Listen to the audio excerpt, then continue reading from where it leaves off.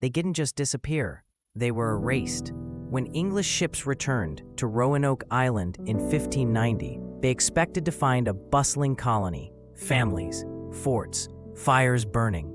Instead, what they found was a ghost town. Not a single body, not a single grave, just the word Croatoan carved into a post, and silence so thick it smothered the soul. This wasn't just abandonment, this was annihilation. The year was 1587. Over 100 English men, women, and children, led by Governor John White, had journeyed across the Atlantic to establish the first permanent English settlement in the New World. Among them was White's own daughter, Eleanor, pregnant with the first English child to be born on American soil. That child, Virginia Dare, would become a name etched into legend. But from the moment they landed on Roanoke Island, things went wrong. The colony was poorly supplied, surrounded by dense, unforgiving wilderness, and caught in the middle of rising tensions with local indigenous tribes. Despite these threats, White left his people behind and sailed back to England to gather supplies. He promised to return within a few months.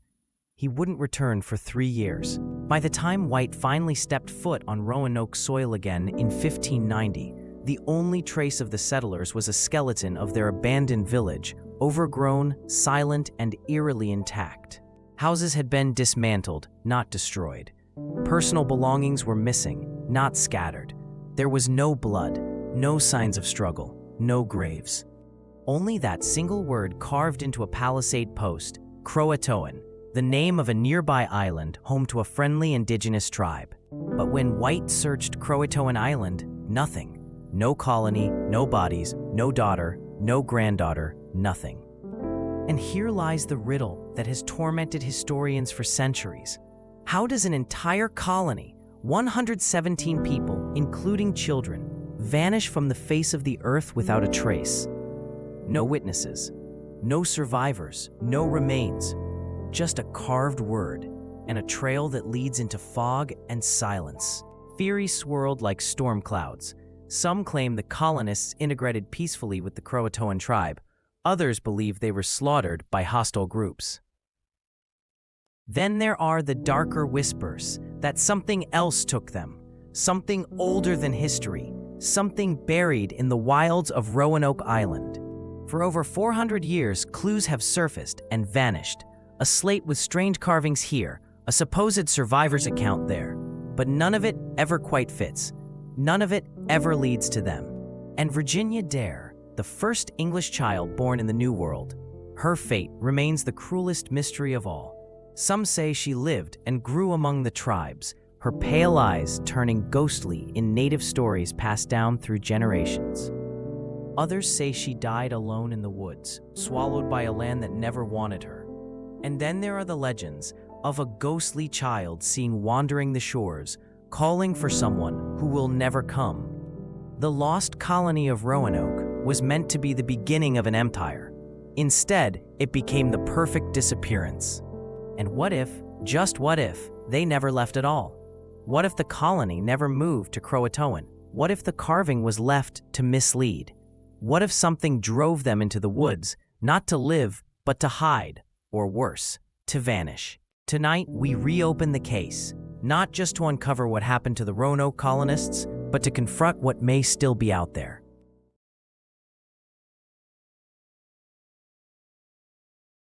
A single word carved into wood. But was it a message or a warning?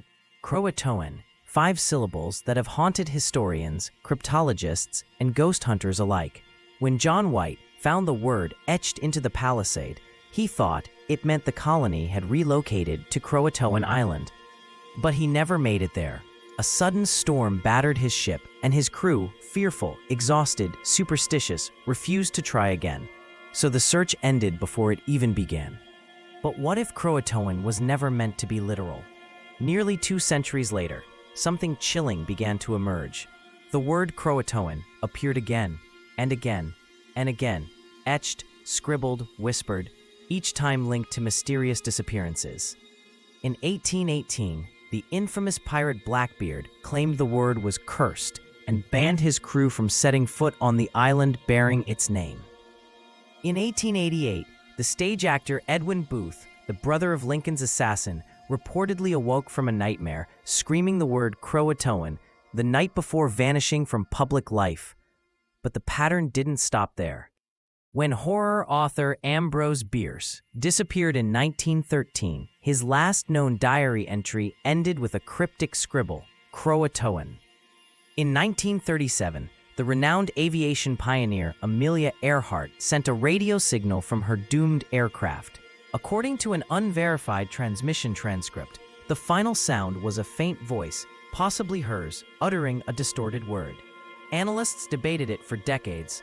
Some heard help, some heard storm, but a filtered spectrogram revealed an eerie possibility. CROA? Coincidence?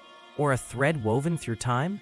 Even the famed mystery writer Edgar Allan Poe was rumored to have muttered Croatoan on his deathbed in 1849, just days after vanishing from a train and reappearing in a delirious state with no memory of where he'd been.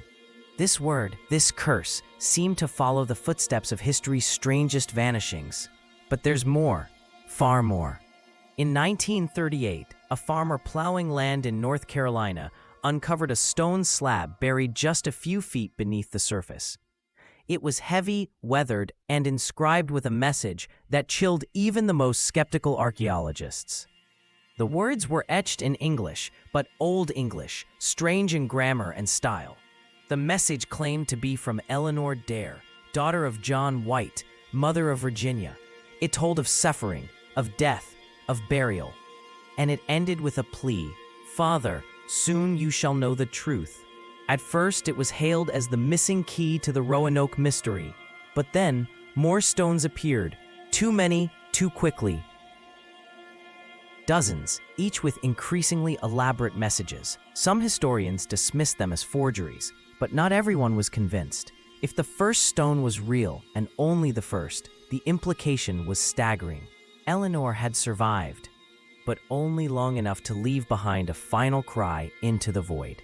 Still, no bones, no bodies, no camps, no answers. Only the forest, endless, silent, watching. What could force a colony to carve a cryptic word and vanish without taking time to write a full message, to build a fire, to bury their dead? What happened in those woods? Whatever it was, it didn't just erase lives. It erased evidence, clean, surgical, as if time had recoiled and swallowed them whole. And here's where the story turns darker. Because recent LiDAR scans of the island revealed something strange beneath the soil. Unnatural depressions, long, narrow pits, like shallow graves. But no bodies, because something took the people of Roanoke. But it didn't leave them behind.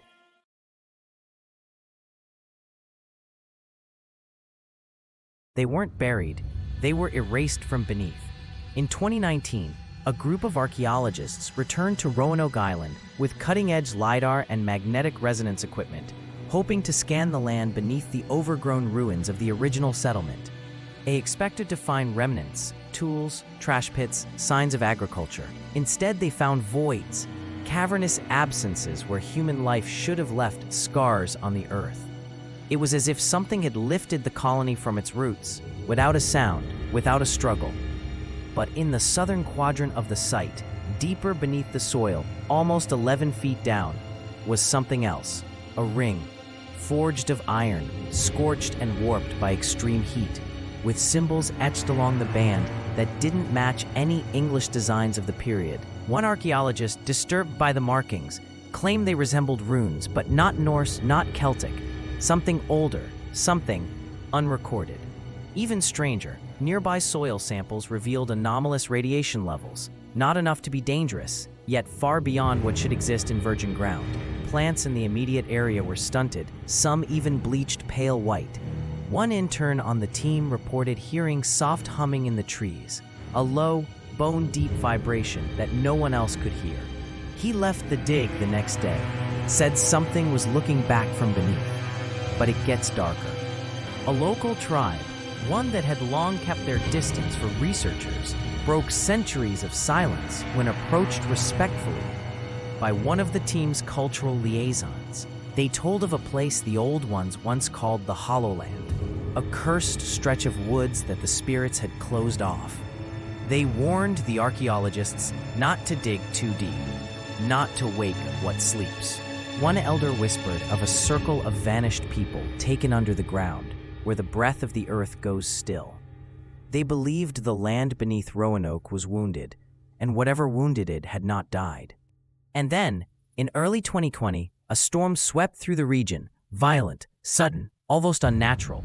It struck the excavation site directly, knocking over equipment, flooding trenches, and obliterating their main campsite. Laptops were destroyed, hard drives lost, soil samples contaminated. The only remaining data was corrupted. They had recorded strange frequencies, rhythmic pulses from underground, almost like drumming. But the files now play only static, screeching static. The lead archaeologist, Dr. Rowan Ellis, went on record saying, "It felt like the island didn't want us there anymore." A week later, she vanished. Her car was found at the edge of Croatoan National Forest. Doors open, keys in the ignition. No footprints, no scent trail, nothing. Just a copy of her Roanoke field journal left on the front seat. Open to a page that read, "They didn't leave. They were taken, or they opened something they shouldn't have." Law enforcement called it a tragic disappearance, an accident. But insiders whispered of a pattern, a long-standing history of researchers, hikers, and treasure hunters going missing near Roanoke. Far more than statistical probability allows. There is something buried beneath that soil, something the colonists may have disturbed, something not meant to be found. And whatever it is, it doesn't like to be watched.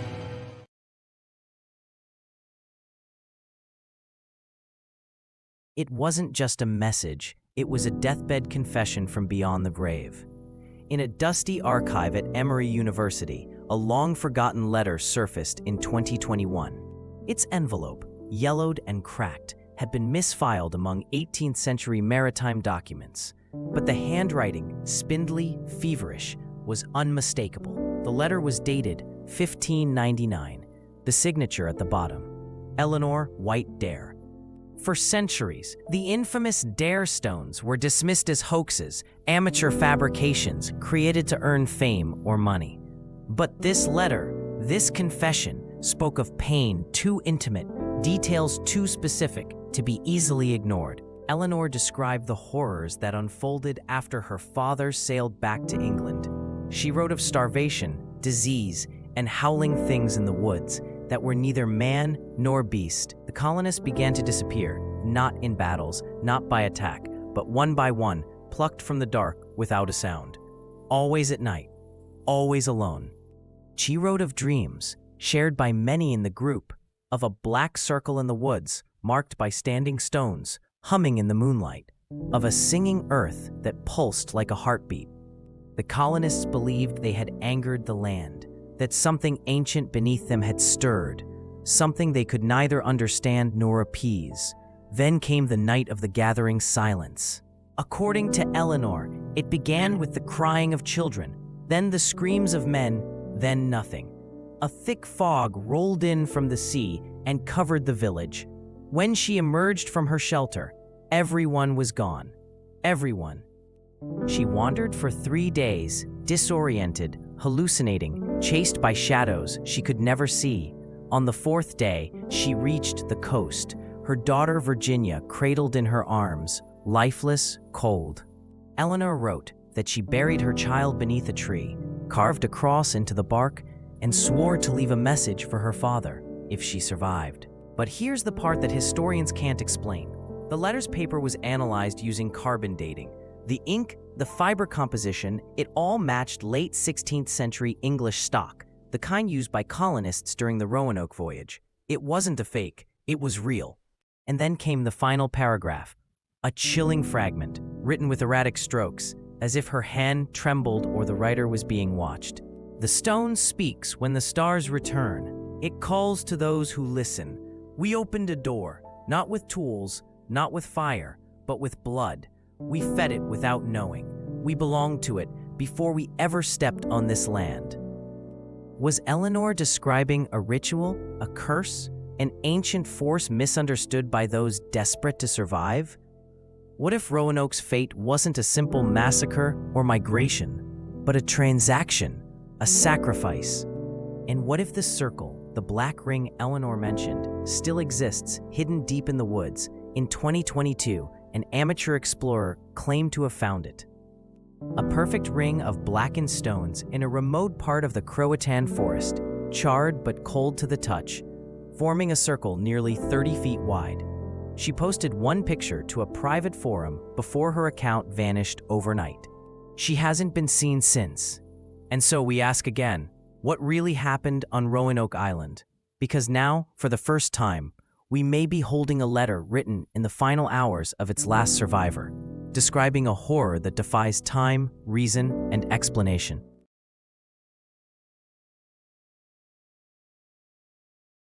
They knew. The government knew, and they buried it, literally. Declassified files from a 1983 Department of Defense project, recently exposed by a FOIA request, revealed a covert mission called Operation Croatoan.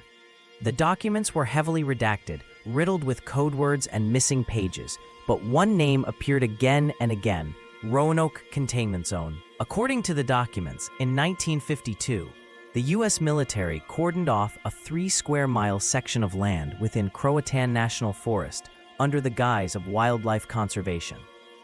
But the files show this wasn't about flora or fauna. This was containment. A series of seismic anomalies had been detected under the region, deep rhythmic pulses repeating in unnatural patterns. Not earthquakes, not mining, pulses. They mirrored low-frequency sound waves and when played through audio software, formed geometric patterns, spirals, sigils, symbols that resembled ancient carvings found at archaeological sites not just in America, but around the world. One report described the pattern as biological resonance, as if something alive was sleeping under the earth and breathing. Even more disturbing was a mention of Phenomenon 7C, an event where a research team monitoring the pulses went radio silent for over 6 hours. When they were found, all 6 team members were alive, but unresponsive. Eyes open, pupils fully dilated, blood pressure spiking. They were flown to a military hospital and placed under 24/7 psychiatric observation. They never spoke again. What little brain activity they exhibited suggested they were dreaming, or rather, receiving. One file, stamped "Top Secret, Eyes Only," contained a single sentence handwritten in the margin of a typewritten page: "Croatoan is not a place, it's a signal." Suddenly, everything shifted. What if the colonists didn't relocate or die or even vanish? What if they were called? There are whispers that the Roanoke colonists stumbled upon a frequency, an ancient signal not created by man, but buried deep within the earth. A sound that altered perception, warped time, and opened something that should have remained sealed. A sound that still echoes. Modern hikers near the Croatoan exclusion zone report bizarre phenomena, hearing their own names whispered in the wind, time loops where watches rewind an hour, and sudden blackouts followed by waking miles from where they last stood. Some report dreams of ancient cities beneath the sea, of faces with no eyes, of circles drawn in blood. One ranger, speaking anonymously, claimed he found a tree with Croatoan carved deep into the bark, freshly cut. The bark was still curling back from the gouge, but the tree, carbon dated to over 300 years old. The deeper this goes, the clearer it becomes. Someone or something has been guarding the truth about Roanoke for generations. But why? To protect us from what the colonists unleashed? Or to hide the fact that it's still happening? We've blamed starvation, violence, disease. We've blamed the sea, the natives, even the wind. But what if none of those were to blame? What if they were simply summoned? And as the pulse beneath Croatoan grows stronger each year, one question becomes terrifyingly urgent. If the lost colony of Roanoke was merely the first, who's next?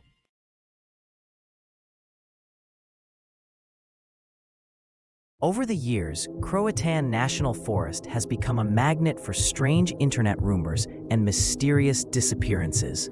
Hikers, campers, even amateur explorers have vanished in the dense woods surrounding Roanoke Island, some without a trace, others leaving behind only bizarre clues. One widely shared online rumor tells of a small group of YouTubers who entered the area in 2025 to investigate the legendary Roanoke signal. According to unverified forum posts, they captured strange pulsing sounds with a handheld radio scanner, then suddenly stopped uploading. A last alleged message, passed around Reddit and mystery blogs, was a chilling whisper. It's real, and it's getting louder. While no official reports confirm the event, the story has taken on a life of its own, shared endlessly by paranormal enthusiasts, digital detectives, and Roanoke truth seekers. And whether fact or fiction, one thing remains terrifyingly clear. Roanoke still calls. All theories, all evidence, all history seem to spiral toward a single terrifying truth. Roanoke was not an isolated event. It was a beginning, a breach. The colonists didn't vanish. They crossed a threshold into what we may never fully know. Time, another realm, a dimension that feeds on attention, reawakens through memory. Maybe it lies in the soil itself, humming its signal into the bones of anyone who gets too close. But if so, why does it wait? And here is the final haunting possibility, the one whispered in closed rooms by those who've seen too much. What if we are the signal? What if every time we speak the word Roanoke, every time a new documentary is filmed, a theory is debated, a story is told, we feed it, keep it alive, keep the pulse steady, keep the door open? What if Virginia Dare still walks the woods, her body long gone, but her name now an invitation? This isn't about solving a mystery anymore. It's about understanding what we've awakened and what it wants. Because now, from deep within the Croatoan forest, new sensors have begun to detect something terrifying. The signal has changed. It's no longer rhythmic, no longer pulsing. It's speaking. Short phrases, bursts of distorted language, as if whatever was listening has finally decided to answer. The last intelligible phrase captured by the instruments. We are home. The lost colony of Roanoke isn't just a mystery frozen in time, it's a living, breathing echo, and it's still unfolding, one disappearance at a time. You can deny the legends. You can bury the records, but you can't erase the signal, because it's still calling. And now that you've heard it, it knows your name too.